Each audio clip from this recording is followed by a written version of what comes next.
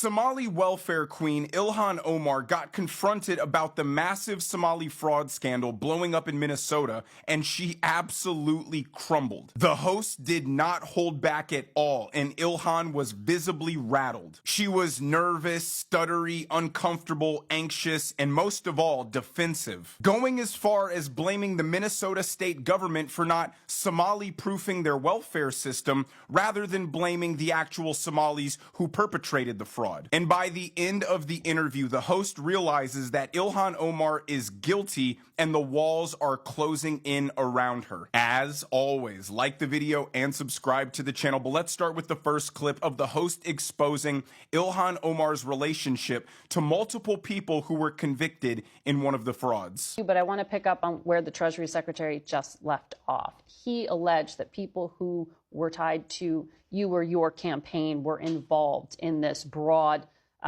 brazen scheme to rip off the Minnesota state welfare system. Do you want to respond to that? Do you know what he is referring to?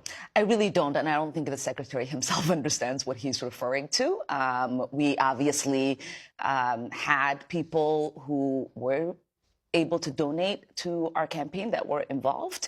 We sent that money back a couple years ago. And actually, I was one of the first members of Congress to send a letter to the Secretary of Ag asking them to look into what I thought was a reprehensible fraud that was occurring within the program. So this was, just for our audience, the Biden-era Justice Department called it the largest COVID fraud scheme in the country. And this was pocketing COVID-era welfare funds, more than $1 billion in taxpayer money that was stolen. It was pretty shocking.